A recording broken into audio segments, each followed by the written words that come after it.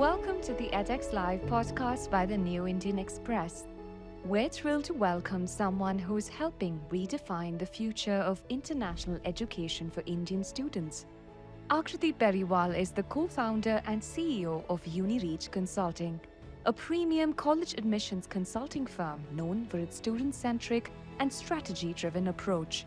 From navigating Ivy League ambitions to uncovering the perfect right-fit university, Akriti has helped hundreds of students get accepted into some of the most competitive institutions around the globe, including Harvard, Stanford, Oxford, and beyond. Whether you're a student, parent, or educator navigating the complex world of international admissions, this is one conversation you won't want to miss.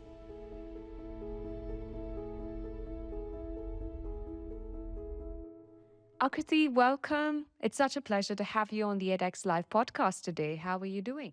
I'm very well, Saundarya. Thank you so much for inviting me on this podcast. It's absolutely my pleasure to be here today and help inform an audience about navigating this very complex area of college admissions and charting their path ahead for a brighter future and career. So, Akriti, let's jump right in, shall we? My first question to you is, what are some of the misconceptions that students and parents have about international admissions process? So I feel that when I've been talking to so many students and parents in my last 10 years of doing this, everybody's looking to identify that one formula. So they look at a formula method. What is the A plus B plus C square plus D that's going to equal to an Ivy League admission? Unfortunately, it's not that simple. Not every student needs to have a research program. Not every child needs to be entering an essay competition. Not every kid needs to be an Olympiad taker. And not everyone needs to start their own NGO. But students are often looking to identify what's that one way that they can actually make it to college. It's about identifying your own path, exploring, taking initiative. Students often feel that even though they may be in a rigorous academic curriculum, they should take additional tests which are from another curriculum. For example, doing the IB and taking AP exams. So that's another very common misconception that I like to debunk and tell kids that use your time to explore your interests and do other things rather than actually keep taking additional tests that colleges don't want to see. And another very common misconception that people have is a copycat methodology. So they'll log in and see that, okay, these are the kids who got into these top Ivy Leagues this year. So if they did XYZ activities, I need to do exactly XYZ. But college is not looking to have two of the same person on campus. So we don't need to copy somebody else. Absolutely. I feel like individuality has been a recurring theme amongst these podcasts. So, coming to something a little more traditional like SATs or ACT being de emphasized, what are the new indicators of student potential for these top universities?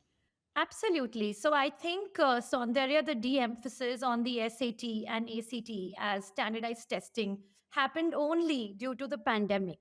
But post the pandemic, we have seen certain universities retain their test optional policies and also use a lot of the other metrics of analyzing a student.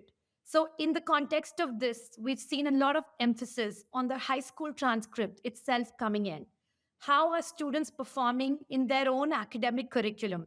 Universities go to great lengths to understand the context of your academic curriculum. So they know how mark scales are made, they know what rubrics are. And so, if you're able to showcase that academic fit through your school transcript, they don't need the standardized testing to showcase that anymore. There's also a lot of emphasis now in terms of if you're trying to show your academic fit on Olympiads, on taking initiative, so, all the other metrics which were part of a holistic admissions review earlier are still being retained by these top universities. Right. So you mentioned holistic portfolios, and as we are going towards a world where we are creating more global students, how does UniReach guide students in identifying and developing their unique strengths and passions to craft an authentic, standout application profile? Absolutely. So, I think you plugged in a very beautiful word earlier, which was individuality. And that is basically our approach. It is student centric. I believe that as a counselor, I need to know my students. I need to know what excites them. It might even be what's their favorite Taylor Swift song. You need to know that level of detailing to understand what makes your child tick. At UniReach, what we do is we actually help them to first explore what are the different fields out there. What are the different majors they could look at? What are the different ways they could explore their passion? Once they explore, then they're able to eliminate and say, I loved this, I hated this. I liked this, I want to tap into more of some of these types of projects. Can I dip my finger more into what you made me briefly touch upon? So, through conversations, we explore and we eliminate. And once we've narrowed down, we can then elevate. So, then students go deeper, dig in. We create these 3-month plans for them, which we pivot and adapt basis on the feedback that they give us. It's all them and what they want to do and how they want to explore. Yes. As you mentioned, pivoting and adapting has been a very integral part of trying to become a global student and a global citizen of today. Speaking of the times as they change, AI tools increasingly help students draft essays and build resumes. Where do you draw the ethical line between support and authenticity in the admissions process? Because it's very easy for these lines to blur in today's world. Absolutely. I think it's very tempting for students. There is basically something out there that can do all the work for you. So, to not tap into that, to actually sit and put in the hours yourself, requires that commitment, requires that diligence. And I think that's where the difference comes in. Because if you spend enough time on AI, today when I read an essay, I can tell where AI has been used. I'm able to discern the language, the voice of the student, because every human being has their own voice. Every person tells a story in a very unique and different way. They can use AI, but they should use AI as a smarter Google. It's great to be used to research, for brainstorming. You can debate with AI. You can compare choices. I tell them that why don't you play devil's advocate with AI? So if you're confused that is a big fit university right for me or a small fit, put in who you are, what you've liked in the past, and ask it to present your choices to you. But should it make your choice for you? No. It can help you do the work faster. Yes. It can help you do the work better. Yes. But you still need to do the work. And that's where all the difference comes in, I think, between an admission or a rejection.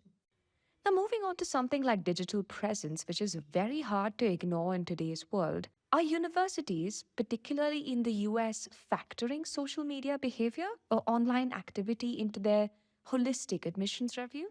So, not for admissions review, universities are not factoring in social media behavior. I think that if, of course, a student has any reported incidents of cyberbullying or something like that, which goes into their application, that would, of course, be a very big red flag for a university. But they're not actually searching for the digital presence of the student and making an analysis of that. However, with all the news articles that have come out lately, I do believe that for visa purposes in the future, we don't know whether digital monitoring might happen for US universities. And I think, just in general, the way social media has taken turns, there's no harm in advising students, which I've been doing, to be mindful of what we post.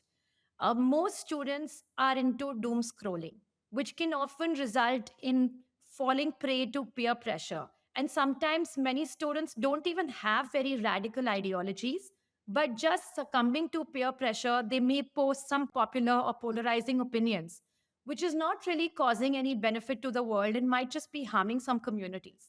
So it's better to be mindful of what we post and make sure it's strongly something we believe in.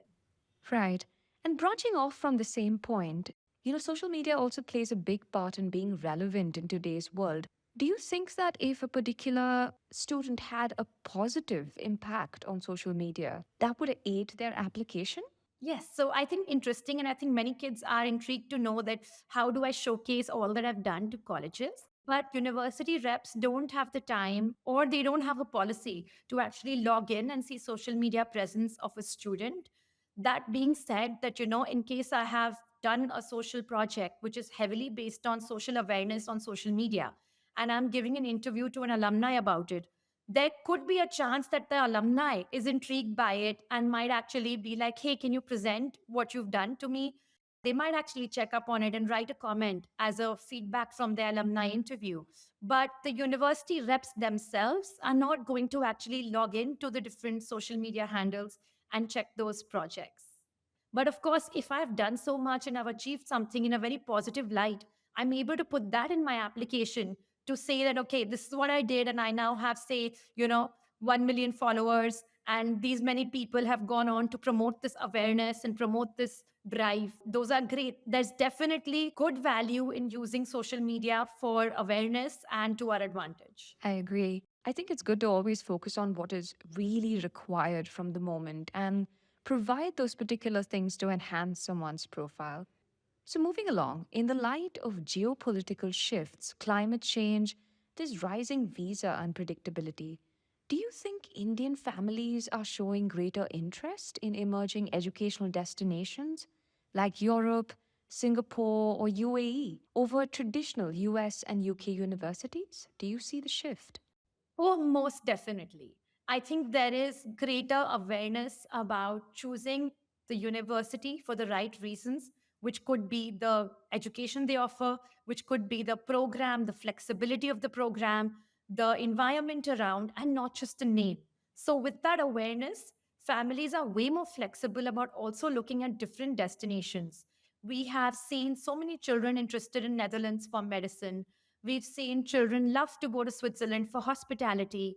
Milan is a very popular choice for fashion or interior design. And now, in especially the UAE, we have top US universities like NYU, Carnegie Mellon, and Northwestern opening up campuses at Qatar, at Abu Dhabi, and offering the concept of a liberal arts education and the US style of teaching and analysis, but in the environment which is closer to home. I also think that a lot of universities like Hong Kong University have been traveling extensively now to even smaller towns and cities in India. And that has helped increase awareness about what's happening in these new age education hubs. Absolutely. And closer to home is always comfortable. And it's lovely that all these kinds of universities are coming home to roost. So, with the shifting immigration policies in countries like Canada and the US, how do you at UniReach and your team stay current with proactive steps to guide students through these changes? Absolutely. So I think the way we stay current is just being very, very abreast with the news and what's happening in these particular countries that our students are looking at applying to.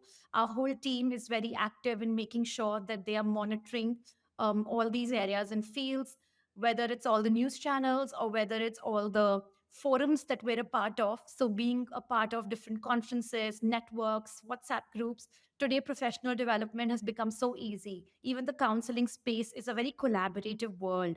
We have so many forums of counselors where all of us are constantly updating each other, sharing news that has come out, sharing inputs, sharing our information and our insights. Current students, I have a deep connect with my alumni on campus. So, actually, what that allows me to do is I'm able to distinguish between what I'm reading in news versus what's happening in ground reality. So recently, I had so many of my alumni who've been on campuses for whether 1 year, 2 years, 3 years, come back for summer vacation. And when they come back, they like to initiate contact, they like to meet. And I love it. It's my favorite part about my day too, when alumni come back to meet. So I was having conversations with them. And they were telling me that, you know what, ma'am, what you are reading is not ground reality. And we've had a very comfortable semester on campus. So we've not been affected in any way whatsoever. And we're quite excited to go back. Similarly, yesterday, one of my students had his interview. He's headed to Yale and his visa has been approved without any problem. So I feel like it's really important to also reach out to people who are there on ground and get your information, get your validation of what's actually happening and how much should one be panicking about that or not. Absolutely.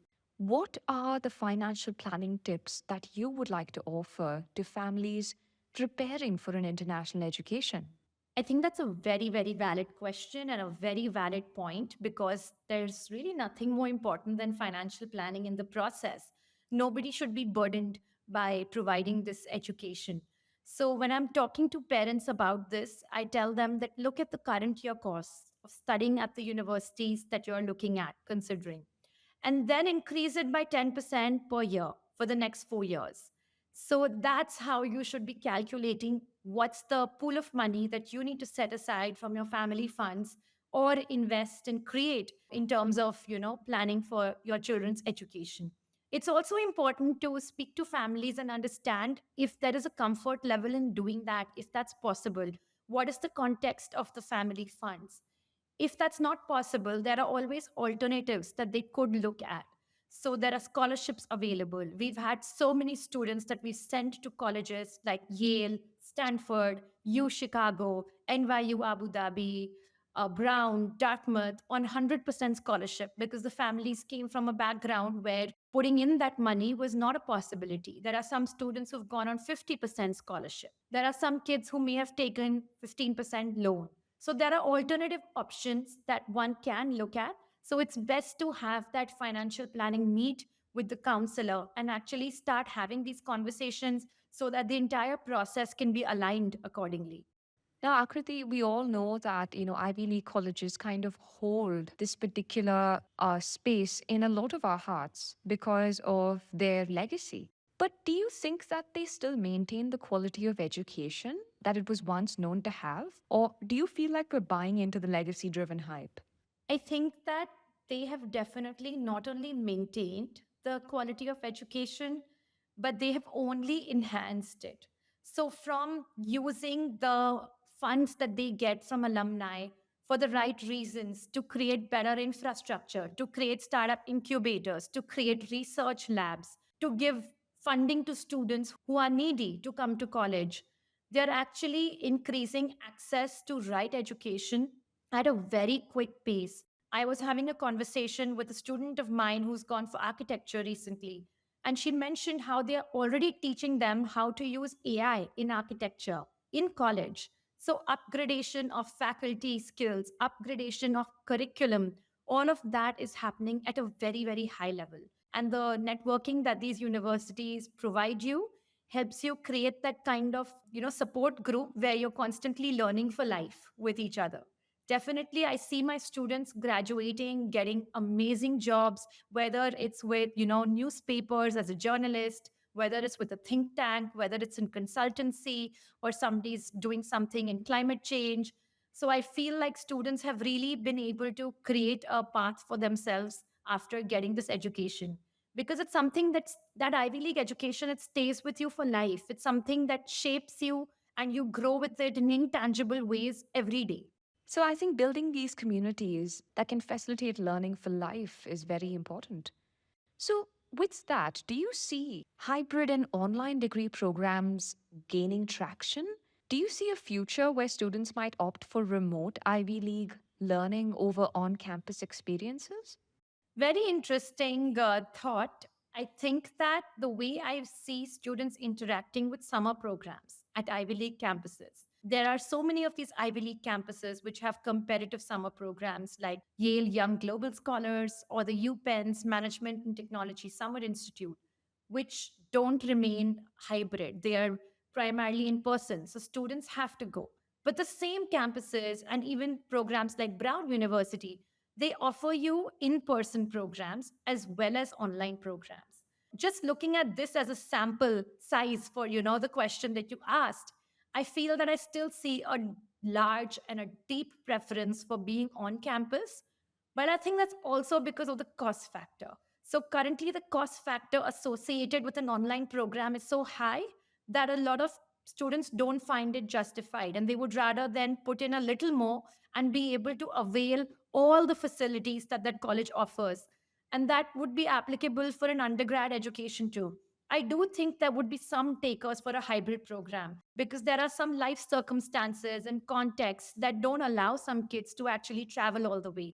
So I do think there would be some takers of a hybrid undergrad education program, but I do still feel that the social quotient offered by being on campus, which is going to be increasingly more important in an AI driven world, the curation of the network that you would have when you're on campus, all of that can't be replaced in a hybrid methodology. The debate, the dialogue, the discourse that you partake in when you're just walking from class and back. It's not just about logging in and being in a class and logging out, but even like, going to a cafe and discussing what you learned about Kafka. All of that makes such a big difference.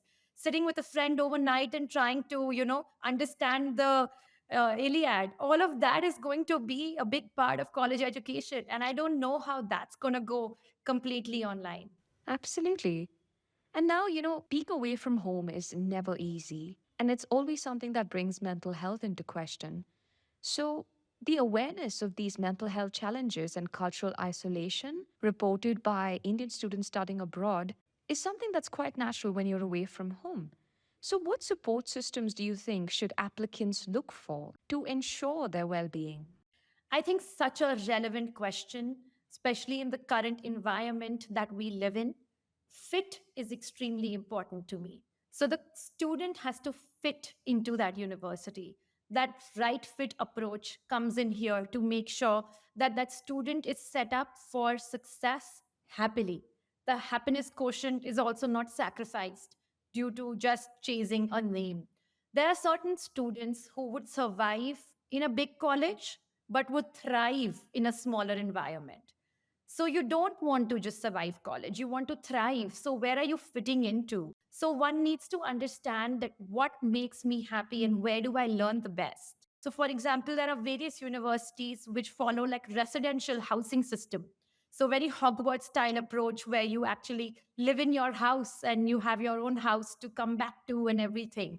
So that would be there for a kid who really needs that community living, needs those touch points to feel grounded in the day for their mental well being.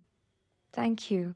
For students aspiring to study abroad in the upcoming years, what is your single most important piece of advice to help them navigate this complex journey? Because confidence can be hard to cultivate when you're feeling lost and you're in a new atmosphere. I think it's extremely important to remember this one acronym that I'm going to give to all the listeners and viewers today. So it's GRIT. So grit itself means being gritty in the process of navigating college admissions, not letting it get to you, not letting it seem daunting, finding that comfort, powering through, pushing through, and embracing discomfort. So the G in grit stands for being goal oriented. What is the career choice I want to make? What kind of job I want to have at the end of 4 years of college? So I'm looking at pursuing this degree. But am I somebody who's okay to rough it out for a few years? So having that goal and setting that goal is extremely important in the entire process. Then the R stands for resilience because there are going to be challenging moments and times. You might hear about a university's acceptance rate, which is your dream choice, dropping from 6% to a 4%, or hey, nobody from my school made it to this college this year, or I applied for this particular award and I didn't get it. I didn't get the rank I needed in Olympiads. So there are multiple things that life could throw at you during grade 9 to 12, which require you to be resilient, and I think being resilient will really help you stay focused in this journey. Then the I stands for taking initiative. Oftentimes, students will fall for the slippery slope of chasing the idea that what is this one idea that it's going to make my college application stand out. But it's not about an idea, it's about initiative. So just start taking initiative, exploring, dipping your hands into what you love, putting yourself, into the line of fire, into something that scares you. Take that initiative and just, take the leap of faith and start doing things. That's really important. And how to get all this to happen is the T is time management, which I think teenagers struggle with the most. I ask all my kids to make a weekly timetable for outside school hours also. Having that weekly timetable helps you plan what you need to do on a Monday, Wednesday, or a Friday. We see so many successful people who, handle so much more than us. How are they able to do it? It's time blocking. So having that time management as a central focus of your scheduling of your weekend, where you plan your week ahead, it's an extremely key tool in navigating this complex journey. Absolutely, and it's hard to forget grit. It's always good to lead with grit. And on that note, thank you so much for joining us and sharing such valuable insights, Akriti. Absolutely my pleasure to be here. Thank you once again, Saundarya, for inviting me onto the podcast. If you enjoyed this conversation, please check out more inspiring stories on edxlive.com. Until next time, stay informed, stay inspired, and we'll see you soon on the edX Live podcast by the New Indian Express.